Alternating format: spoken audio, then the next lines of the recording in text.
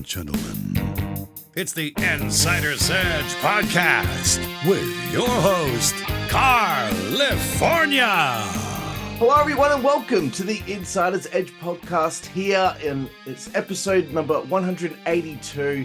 I'm your host once again, Karlifornia, and for a joy to be with you all once again, especially with my brand new podcast microphone. So stoked to have it now. And speaking of being stoked, I'm stoked right here, right now, to have the opportunity to talk to the big cheese, the big kahuna of Oceania Pro Wrestling. Ladies and gentlemen, this is the one, this is the only, Mr. Cam Vale. How are you, Cam? Thanks, Carl. I'm much better after that intro. So big kahuna of one. So no, I've got a good little team around me actually. But yeah, there's still a very humble sports administrator trying to work through what is the wrestling industry. Yeah, no, that's cool. I like anytime I have a promoter on the show, I like to call them a big kahuna. I just think it's funny.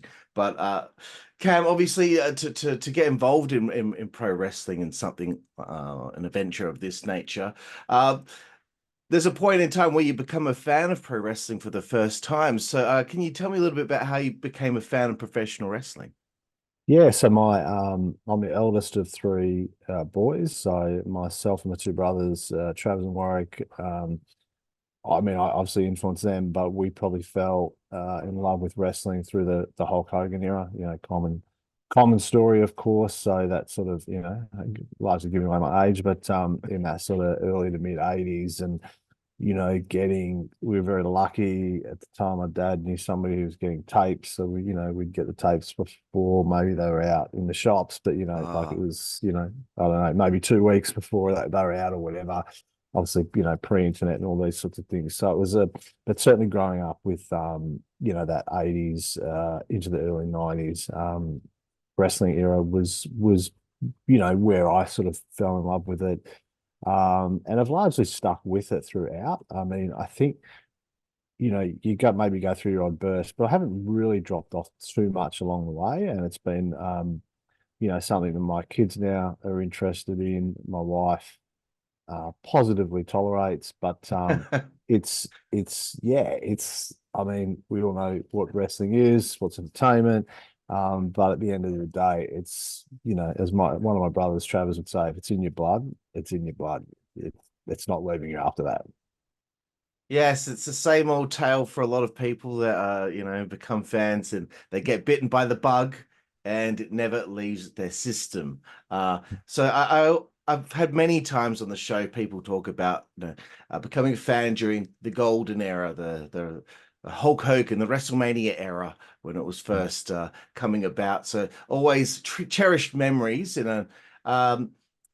Again, I kind of wanted to dive into this kind of thing because I always find it interesting talking to other people from Australia about how their fandom changed and grew over the years. You have an era like that with Hulk Hogan, all that. You get towards the early '90s with the WWF and the new generation, and it goes from the Hulk Hogan and the bodies and the muscles to more of the athletic guys like a Shawn Michaels, a Bret Hart, and all that. Then you get to the Attitude Era and all of that when it gets a little bit crazier.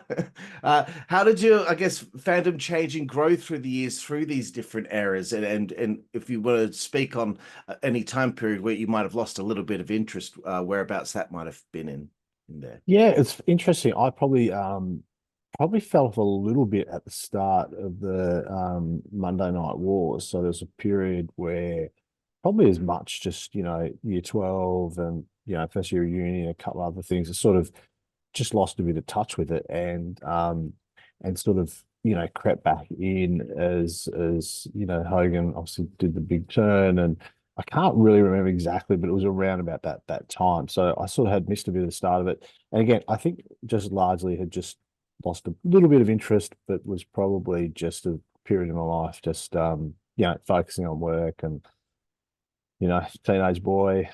So you start to focus on other things and getting through school and high school and university. So and then I think over the years, the main changes that have occurred, probably for me, are two. Is one, when I started working in the business of sports. I took my first job at Carlton Football Club in 2001.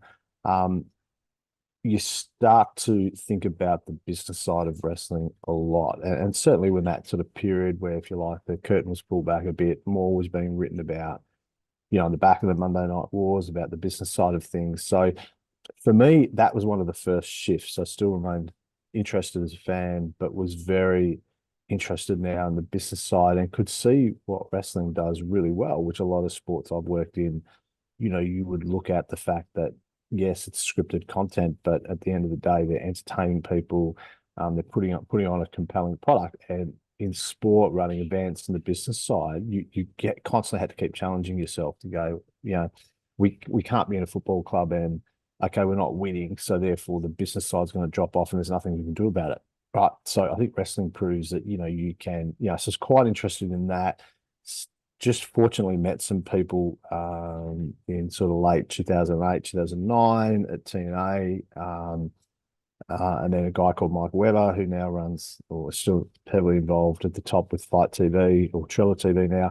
So I started to actually build some connections, and just as you do in sport. And again, that sort of further enhanced my business thinking, taking it into the paid roles I was in, and looking almost at wrestling more in that business sense.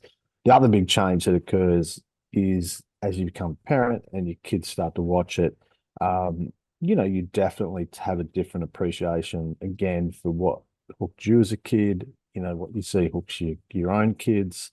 I mean, my kids were watching clips of Hulk Hogan as much as they were watching current wrestling, which is quite interesting, right? And YouTube's obviously changed just the way you can consume things, WWE Network. So, but as your kids start to consume it, you also, or I go back to the fact that, wrestling is a great product that should appeal to everyone.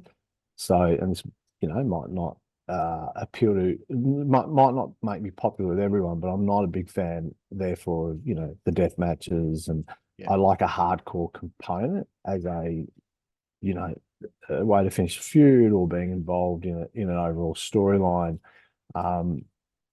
And I appreciate, again, what ECW did for the business, right? So so this is probably the best example I give. One half of my brain goes, really influenced the business. For all the naysayers, as a small sporting business, they did really, really well, maximized everything, had a loyalty with their talent. So there's a lot of great things. But could you put that on TV and make that successful today? I think you'd really struggle. And that's me now going, as a parent, I wouldn't want my kids watching that content. So, which doesn't mean that it's not, and this is where I think one of wrestling's great strengths is I can say that, but there's still an audience for hardcore wrestling. As I said, I still enjoy, who doesn't enjoy a table being brought out, right? Or a chair, or so there's, so the two biggest changes for me were the influence for me as a professional. And then the second part is coming as a parent. And then, again, so for me, I think John Cena is as good as there's ever been, because, whether he can wrestle a 5-star match to me is really not relevant. Can he wrestle a good match? Does he entertain? Does he just captivate an audience?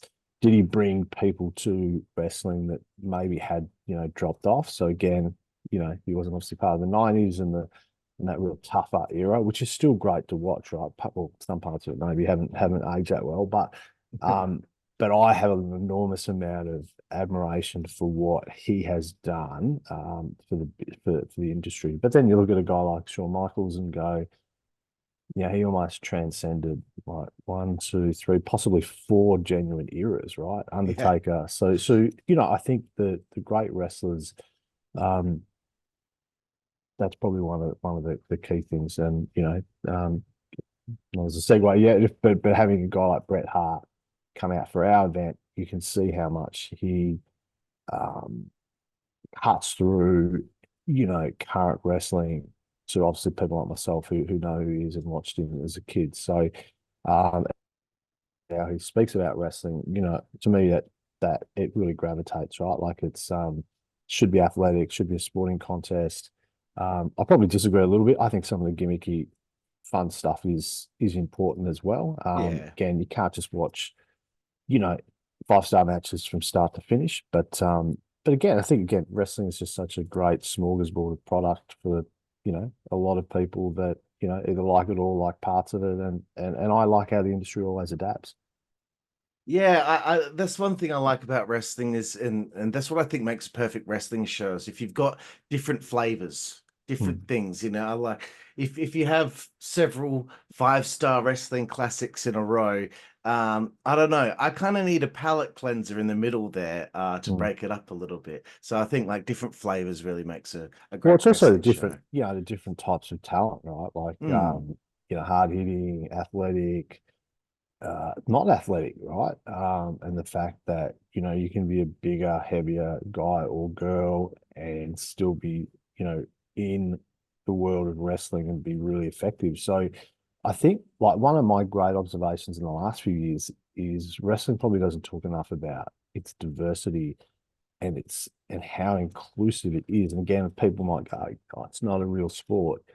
But at the end of the day, it's a sporting product, right? It still goes on ESPN. I'm not saying ESPN, talk about The Bachelor, right? So it certainly has a sporting context to it. But again, that diversity of people of all sizes, ages, whatever diversity there is in life, has largely been captured by wrestling one way or the other.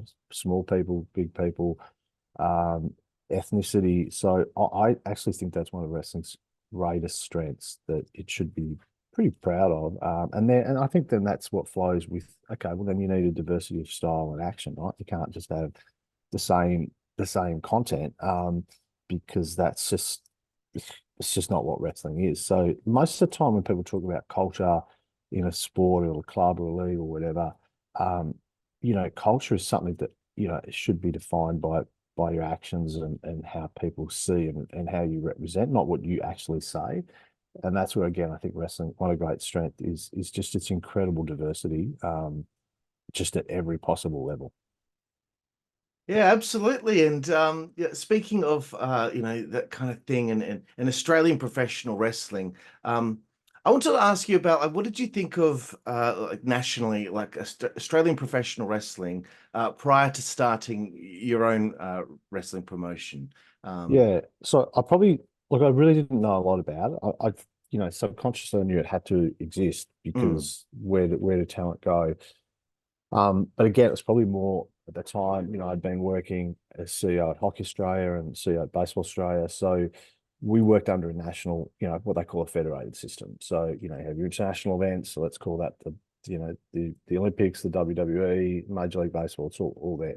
Then as a national body, you're really feeding into that with your championships, your national teams, etc.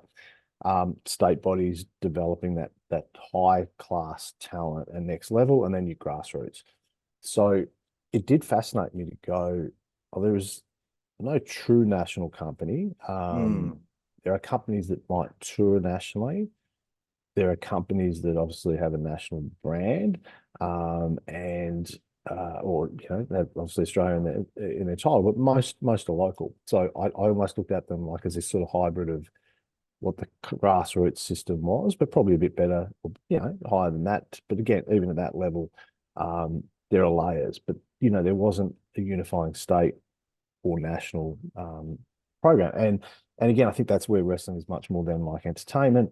And it did fascinate me. And I've said this a few times to different people. Again, some might not like it, but I was fascinated wrestling wasn't regulated at all.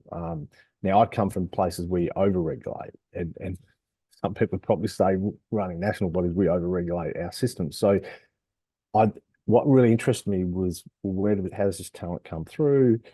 Why isn't there a national brand?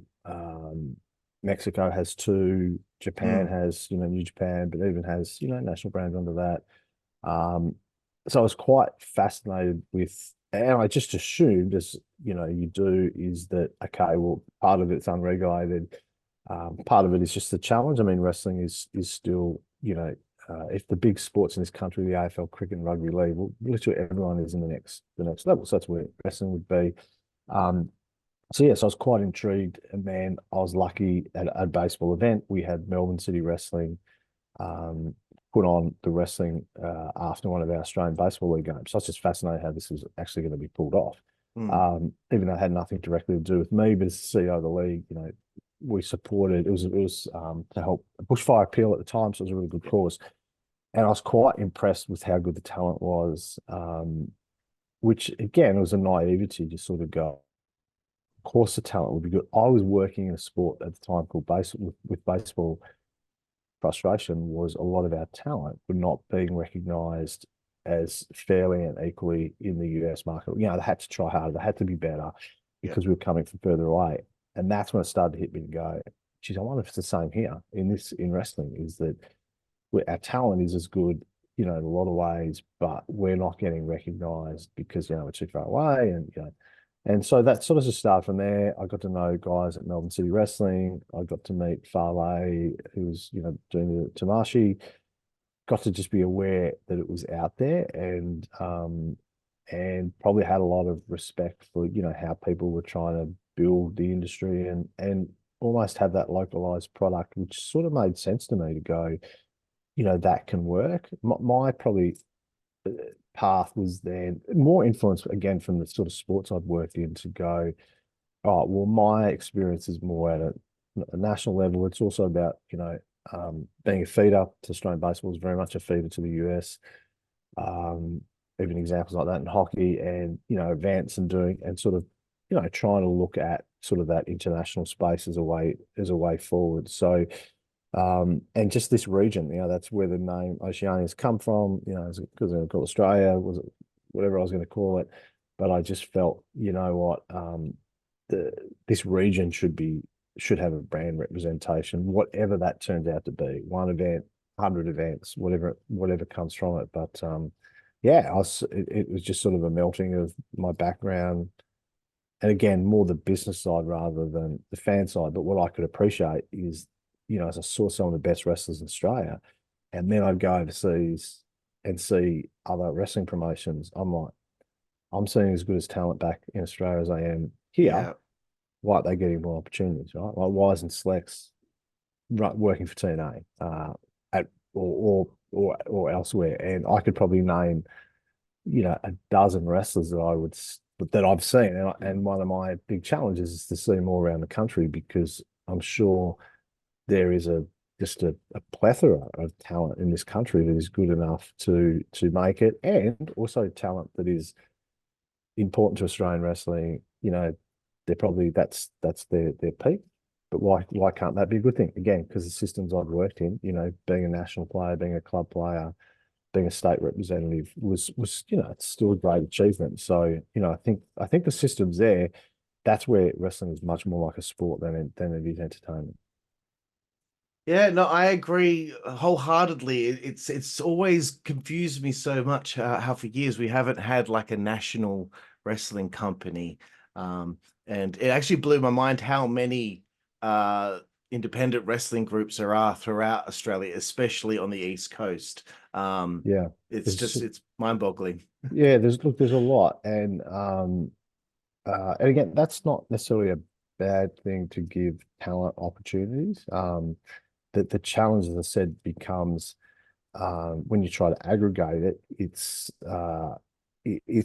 difficult, but it's a solvable problem. So I think, you know, whatever happens moving forward, it's a path that is potentially there. I personally believe that it would help if more of us sort of worked a bit closer together to do that. And, you know, that can be, you know, everyone's got their own business, or, you know, if you've been working in the industry for 20 years and I come along, you know, you're not necessarily going to go, oh, great, let's help you. I've been doing this for 20 years. But just philosophically, if you take myself out of it, I think if more of the companies look to elevate talent, share talent, build some crossover, who's to say that maybe you don't need a national brand, but if you have 5 or 6 really strong brands across the country, that could be a model that works equally as well, because I think we have the depth of talent to support, you know, 5 or 6. But it's difficult to, you know, I have a saying that I developed a long time ago, you know, you can't sell a secret. And basically that's by, you know, if you want to build a business model, you've got to find ways to get it out there. And that's, that's part of the challenge in the wrestling world, because we also know that Australian fans oversubscribe, per head to WWE, and I'm sure that filters through so to the other companies. So therefore the fan base is here. And one of the best examples I share with people, because again, I it's not mine to own, but what the NBL has done for basketball is what wrestling could do in this country. Now, again, that's one big national brand, so that could be one path for wrestling. Or as I said, it could be, the equivalent of the AFL model, right? Waffle, Sandful, VFL, and you have these sort of strong, 5 or 6 around the country. But what they've done is the NBL side of things is really bridge that gap and attract more fans that are watching the NBA and were bypassing, that are now going, oh, great, there's an Australian product that I can follow, I can support. And that's ultimately the challenge for most sports. And I see it with my son, even with that example, he's passionate about the NBA and he has an interest in the NBL. But his interest in the NBL will slowly increase the more he gets exposed to it. It's closer to home, right? So one of wrestling's great strengths is the live is phenomenal, right? So, and I say this respectfully, my kids who really like wrestling love WWE. Their next favorite product would be to go to MCW and see live wrestling, right? Cool. Now that's because of where we live, so that's not a shot at anyone else. But they would watch that any other brand, because that's, their consumption is the big product at the top, and where can I see the best live stuff that, again, they can see the link, they can go, these guys and girls are really good. And I think so it's a balance trying to get that live event. And I'm a big believer in broadcasting and streaming, and again, can't sell a secret. You've got to try and get people to watch it. And again, I have a great weakness. I would not know enough of the best talent in Western Australia. It's something I need to bridge the gap on for my own benefit. So, you can go and you can watch and you can pick these things up, but it'd be fantastic if you could just, go to an event in Melbourne and then a week later, I can't go to that event in Perth, but I can watch it and start to build that. Or as I said, some of the talent,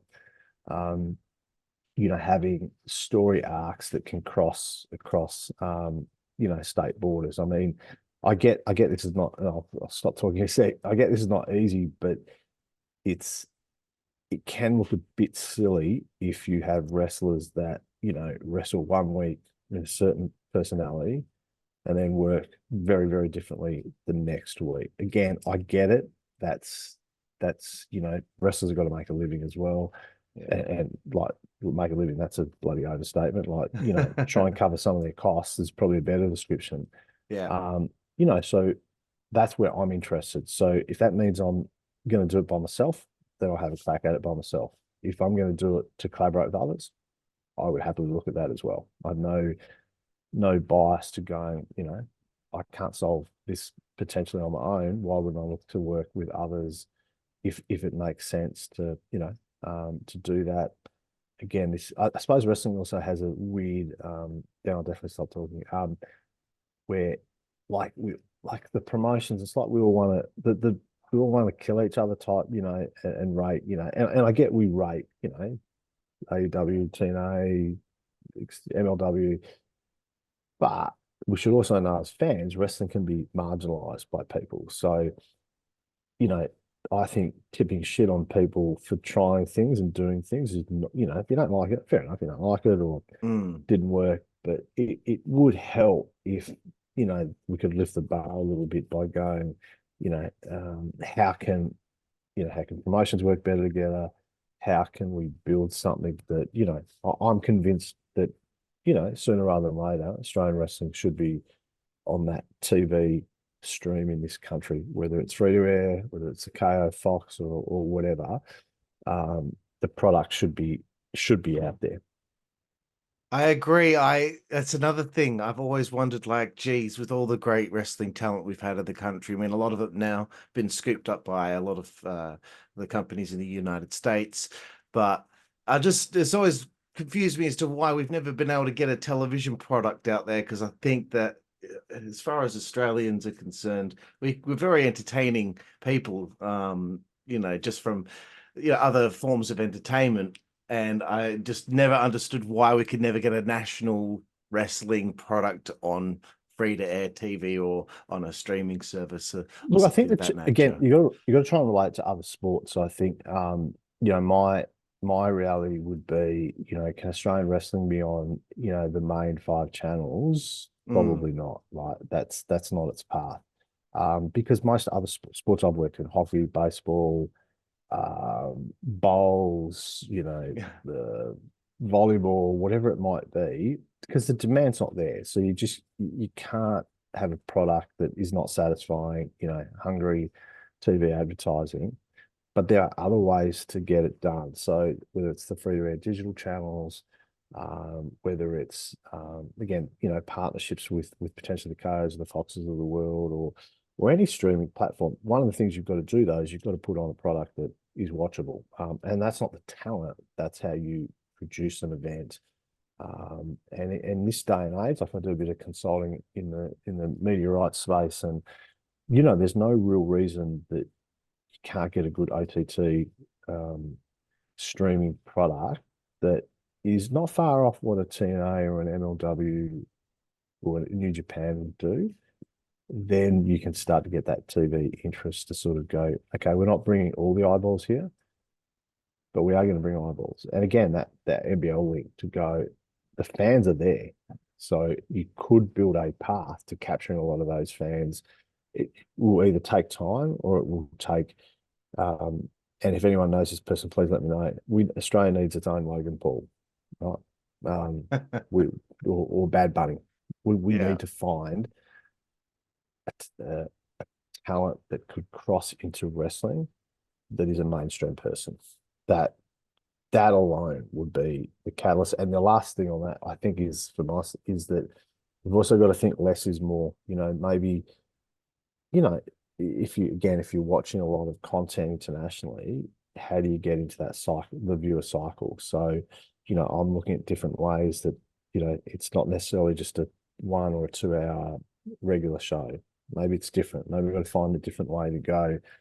We come in little bursts and then we give you a break and then come back. There's, again, no different other sports. You can't, hockey is running a 7-week national league. That's long enough. You don't want to run you could run a 20-week competition. Everyone plays each other, it's too much content. It's just the reality is there's just not a big enough fan base to support so much content. So therefore, quality over quantity is probably a big player in what Australian wrestling can be. Right, very well put. I like it. As far as OPW is concerned, would you be able to let me know like what the biggest difficulties have been starting a wrestling promotion from scratch? Yeah, dealing with because it's like any startup business, so there's a lot of challenge. There's a lot of learning curve. So I had to apply 20 years of pretty good sports knowledge, but still to a new product. So that's there's some benefits, but there's a learning curve, and I went through that with hosting Impact last year. So that's just a macro challenge. I mean, some of the challenges I think is there is a bit of dodgy behavior inside wrestling. I don't know if it's bigger or worse than other sports, but there's a bit of a cut corners. Do things the same as everybody else, but they sort of give you only half the information. So I think as a newcomer, it was, there's not, and I get it to some degree, there's not a natural, oh, well, how do we help this guy along? Now, I found people along the way, but, learning a new product is a challenge, building a business from scratch, and trying to do things that are a bit different. These things can take time. I've had some great relationships from overseas partners, and I've had some pretty ordinary ones. So, but that's again probably just part of that sort of natural learning curve. So I think the challenge is really, again, it's still a niche product here. How do you get ahead of that? how do you manage time? I feel like I'm full time at this at the moment, but it ain't paying the bills. So I'm doing other work as well. So how do you manage your time? How do you get that balance right? Is and trying to find the points of difference. I'm really always interested. I know something will jump out at some point that can spark either my business or the industry that is, we're just not doing at the moment. So it's normal enough challenges. The wrestlers are really good to deal with. I find they're incredibly humble, easy to work with, 99% at least. So and there's good interest out there. So I mean, the other challenge in wrestling is, certainly, a lot of businesses, potential sponsors and government partners, they either don't rate wrestling or they don't know where to put it. Yeah. Should you be talking to the guy about sporting events, or should you be talking to the guy about entertainment events? And that's definitely still a big challenge in the model that I'm trying to build. Yes, that would be, because it's kind of stuck in a little bit in the middle there when it comes to that kind of thing, especially, as it pertains to people that aren't fully invested in what professional wrestling is. And they, an entertainment guy will be like, it's a bit too sports based for me, but sports based guy will be like, it's a bit too entertainment for me. So it's an interesting thing. One of the best ways to hook people is to introduce them to talent, explain how good the talent are, and that can take many different meanings, from their storytelling ability to their athletic ability to their promo, as I said, to the inclusion angle, diversity inside wrestling. And you tend to then have to try to balance that conversation to, how if people go, that's fake or that's not real or whatever, and okay, then you talk to them about it's pretty athletic, like it's a pretty challenging sporting. It's as challenging as, having worked with a lot of elite athletes. I mean, to me, wrestlers. I mean, I tend to call them athletes more than actually call them wrestlers or talent, because that's just the phrase I'm used to. But unlike a lot of sports, they then have the ability to be entertaining, to promote, to do things that other sports have. So I say, like, wrestling has so many attributes, and it's like this spinning circle, or ball. There's different points on it, and then at different conversations, you'll talk to people at the different peak of that point. So I'm talking to someone who's interested in, the fact that it is scripted and that it is entertaining and that kids can go and families can go. So that, versus someone who's now more intrigued about, how athletic it is, and it's got that feel like a big boxing event or an MMA event. So there's so many great attributes, which is its strength and its weakness, which is the challenge in most things in life. Your strength at some point is also your weakness. The strength of wrestling is, again, how many different things it is, and the weakness is, sometimes it's hard to get it into a simple box for people to understand, to build the model to what you're trying to achieve. Yeah, very well said. Very well said. I want to ask a little bit about the Impact Wrestling tour from last year. How was the experience with them? And that now they've rebranded again as TNA Wrestling. Please tell me a little bit about that. Look, it was a great experience. I say it very genuinely. So TNA through school, Impact at the time through Scott Demore, really stepped up, took a risk with me, a big risk, and I don't underestimate that. And they're taking a risk with me. They're taking a risk in the model we were presenting, a small city, all the things that came with that, and on a short notice. So my experience with them was almost like it was, if I hadn't have had that experience, I wouldn't be doing anything further, I don't think, because it could have gone really in a difficult way. So from Scott, Dan Ryle, who's a producer with Impact, was phenomenal. They're the only two people we used. The rest was all Australian people. So my Australian support team through Hot Tag Network and MCW were incredible to help make the event occur. But certainly from that team and the talent at TNA, really good to deal with. Understood what I was trying to do: create an event, elevate Australians, bring Australians on the journey, do things that they wouldn't normally do. So some of the tourism and the community appearances that other sports do, I had zero issues. So it was was a great experience all around. I had a lot of respect for their product, and like a lot of us, we probably have tuned in and out from TNA and Impact over the journey. Yeah.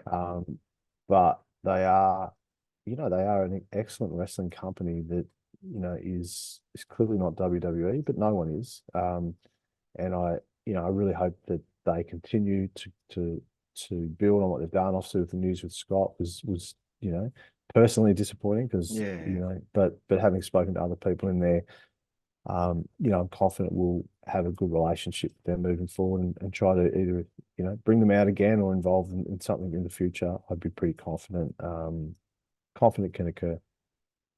Very cool. Good to hear all that. And that's always a learning experience. It must be so exciting to get those learning experiences so that, the next time something comes around, a touring act will be taking place. You've already got those tools in your belt. Speaking it's exciting, of that, but it also scares the shit out of you at times as well. So that's part of the, the learning curve of riding the wave. So hopefully you get better at it after the first one. For sure. And speaking to that, you've got coming up this year, Starrcast Downunder. This is a pretty big venture as far as I'm concerned. It's a several-day event. You're bringing down some pretty big names, as you mentioned before, Bret the Hitman Hart. Obviously, this is in conjunction with Mr. Conrad Thompson. How has this whole experience been organizing this massive venture? Yeah, look, it's again, it's been a really good one overall. It's definitely had its challenging moments. I mean, this is probably where I originally started. So even though I had originally the New Japan event that turned into the Impact event in Wagga, sort of running parallel. I'd been fortunate to meet James-Aldis on my little journey, and this was the one that I thought, okay, this is different.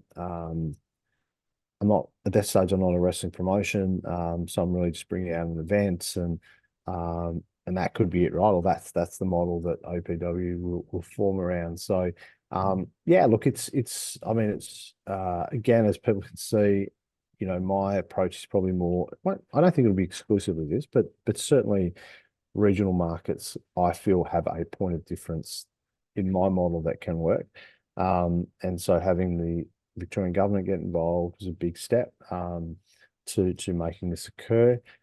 So it's a different event for Australian wrestling fans. I mean, we really haven't seen anything like this. So part of the journey is to explain to people what Starrcast is. A lot know it, a lot know Conrad, but a lot don't as well. And therefore, trying to create that awareness, doing it over multiple days is part of how we secured the funding.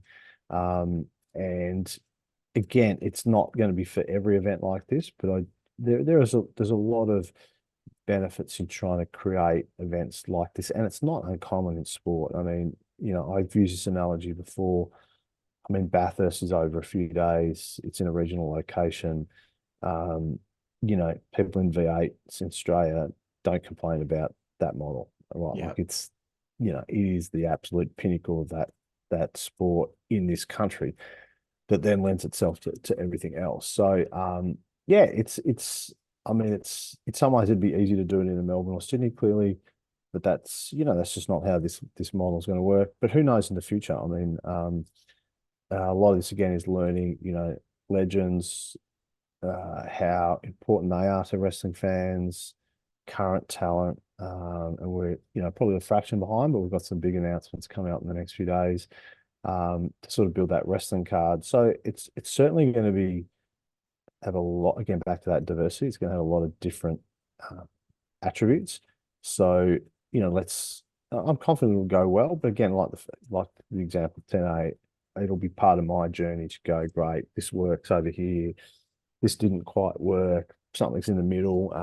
That's just sort of part of it. And, you've got to take some risks as well to try and get these outcomes. But I tell you one thing that's clear, as I said, is that, securing Bret is a big deal. And, the fans, again, just, rate him so highly. So as far as a marquee legend, I think I've worked that out. My challenge is if we do it next year, which is the plan, who do I get that's a possible close to, right? So, but I'll worry about that a little bit later. No, it's the lineup's looking great so far. Bret Hart, Mickie James, Chris Masters, Shelton Benjamin, Tenille Dashwood, Gangrel, Lisa Marie Veron, a few others there, but this is a very exciting Well, thing. the great Carly today we announced. Oh, So, really? Oh, yeah, well, just I literally only a never. couple of hours ago. So Really? Great he's stuff. unique in a very different way. So obviously, not Dave Meltzer 5-star, Mr. 5-star, but again, huge personality. Doesn't do a lot of these events. In fact, does very No. few. So he's a really exciting addition to what we're trying to achieve. Yeah, from what I've heard, catering is going to be having to be on point for him because I've read his diet and Yeah, it's a good point. I haven't had that conversation with him yet. So I've got a couple of months. I better, I'm more worried about beds and cars and getting that part right. But yeah, fair yeah, enough. it's Interesting it's a good stuff. observation. I'm going to jot that down as soon as we finish.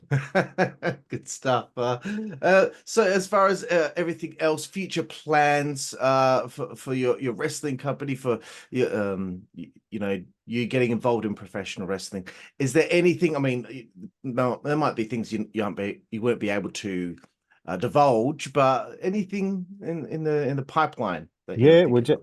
we're going to announce a standalone OPW event pretty soon. So Cool. without an Impact or a Starrcast, so Hmm. that will be another part of that evolution. See how that goes. Um, we've definitely got some things developing that again, I mean, it's all things that I've already said. So the business side of the wrestling of getting this model right is really important. So one way or another, I'd love to be able to help influence, outcomes that are, broader broadcasting, a major partner that could get involved in the sport, maybe bring a few of us together. So, it's small steps. It's probably, again, and it is the challenge of doing it, in when you're trying to balance other things around it. So, I may have an opportunity to really put myself more into this in the next 6 months, which is probably what I want to do to give it every chance to succeed. And then see, I'm not trying to be, he's a good wrestling promoter. He's not in trouble. I can, has made some money. I'm not Eric Bischoff, right? So, who's done well at wrestling, made a great career. I don't expect that this is, be paying me hundreds of thousands of dollars in salary, right? Mm. That's not sort of the reason I did it. It'd be nice, but I think I'd like to see in the next 6 months that people can see that I'm definitely trying to evolve to a modern Australian wrestling company that has a chance to be successful. That's probably what I'm about. But as I've said, I don't have an ego that. Sorry, I do have a big ego, but I don't have an ego in wrestling that is, it's my way or the highway. So, I always say this: I'm not that hard to find.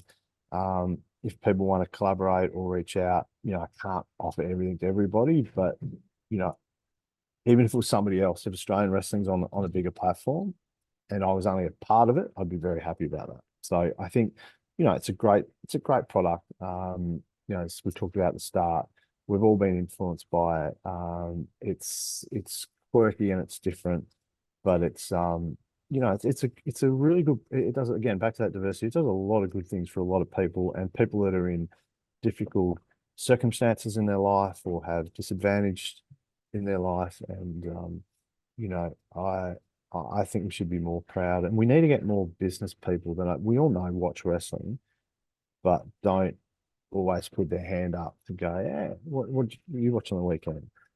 I watch 6 hours of wrestling, from WWE, AEW to TNA, as opposed to, I mean, I don't look down on people that watch cooking shows. I find cooking shows as boring as batshit, but it's each to their own. So yeah, we've definitely got some good things coming up. Hopefully that will again be a bit more said. I think people get insight into how I think as to trying to drive a business model forward that could be the right one, might not be, but I'm going to have a crack at it anyway. Lovely to hear. And Cam, that brings us really close to the end of the interview here, but I've got to get through my final section of my interview here, just learning about your favorite things. So the first one here, Cam, is who's your favorite pro wrestler of all time? I will say John Cena. Excellent choice. The history of your fandom in pro wrestling, is there one match that you look back at and think, okay, that's my favorite match I've ever seen? I mean, I was either captivated by Hogan, Andre. I just love the whole story, undefeated, but to me at the time, he's definitely undefeated. It wasn't a long match, obviously, but the spectacle, that was a great match. I've got heaps, but just a couple of quick ones. And this is sort of a plug, but it is true. Like the Bret Owen Hart WrestleMania 10, Yeah. mainly because I had, two brothers, as I said. So the younger brother beating the older brother, and then Bret winning the title, but that match itself, like the shock value when Owen won, Yeah. it's just like that's just a match. I think for the ages, and again, it's the big ones, and Hogan Rock. They're probably the three that really stand out to me.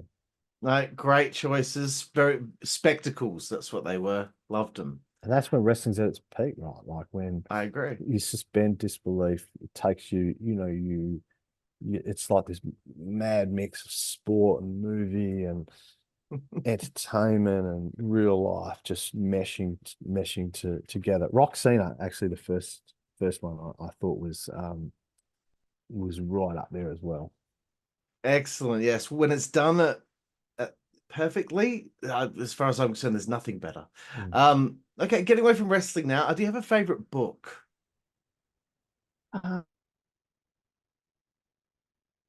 Uh, Good to Great, which is a book by a guy called Jim Collins. I think it's Jim Collins. Might not be Jim, but it's Good to Great, and it's essentially how in a business world um, you can be consistent at one level for a long period of time, and just small things. It's not dramatic things, but small things can make your company or your business great. So that's one I go to. I go to a fair bit, and I actually really like Eric Bischoff's controversy creates no cash. What? Yeah, I love it. I Controversy. can't even name it. Right, Controversy equals cash. Is that right? something like that. Right. Yeah. It was a really good insight. There's a little bit of mayo he put on top. Like most people who write a autobiography or whatever, it's their truth. But it was I really enjoyed that one from a wrestling side. Ah, that's great to hear. Okay, moving away from books, favorite television show of all time? Yeah, probably Seinfeld. Oh, excellent choice. Excellent. Do you have a favorite film? Uh, Rocky Four. Very nice. Do you have a favorite musical artist or band? Look, I love music. So I had some weird, I have a lot of theme songs and a lot of, WrestleMania theme songs. So, um, look, probably AC/DC. But having said that, I am just captivated by what is Taylor Swift. But like, I'll be frank, I really didn't know. I sort of knew of her, but 12 months ago, I didn't realize just how big she is. It is just it fascinates me as to as an icon how she is and how she influences people. So look, I'm not not a huge music person per se, as in favorites or whatever. I can barely remember a song's name or I don't understand the meanings of most songs, but look, I do like a bit of AC/DC. Very nice. Getting away from the arts now, do you have a favorite food? Yeah, I would probably say I love a good dim sim. So but yeah, good dim sim is pretty good. In moderation. That's a good choice. Do you have a favorite restaurant or place to eat on the road? Uh no, I mean, that's a really good question. I've never been asked that. When I've traveled a lot in the last 15 years for work, and travel is, to be honest, it's not. I don't enjoy it. Mm. Um, So when you get into like, it's funny, hotels, you get to see a lot of them, and there's a lot of good restaurants and whatever, but often just getting a really nice cheeseburger, chips at a hotel where like room service or whatever is a real comfort food. But I certainly I love Japanese food. So the franchise Akami, which is in a lot of different places now, OKAMI. It's not it's a good staple. You can do it, or you can eat for $40 and pretty good food. Very, very good. Three to go here now. This one's favorite alcoholic beverage, but if you don't drink, just a favorite beverage in general. Well, I've worked in sport and I've got a wife and two kids, so you have to drink. So in moderation. Gin and tonic, which has come through COVID. So I used to just enjoy, a good beer or good glass of wine, like nothing too over the top. But gin and tonic is we started drinking through COVID, and I like a good gin and tonic. Very nice. The second last one here, Cam. It could be considered a naughty question, but it can always get a very meaningful answer. Favorite female body part or attribute? You see a good-looking lady, what will Cam Vale look at first? Jeez, this is going to get me into real trouble. Look, I could answer this question. Jeez, it's a tough one.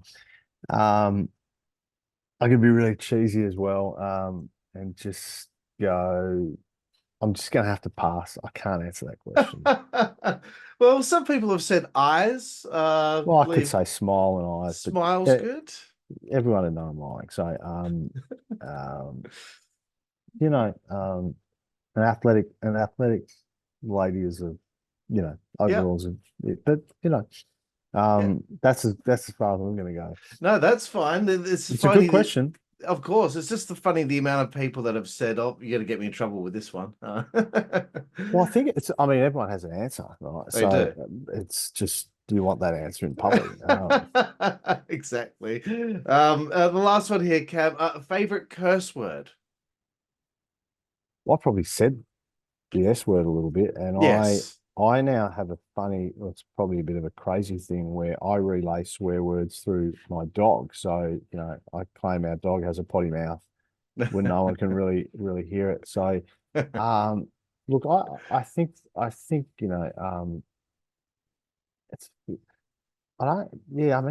is not really, ass is more of an American one, right? Yeah. So, look, I'll be honest, I do drop the F-bomb, a fair bit, in the right circumstances. Mm-hmm.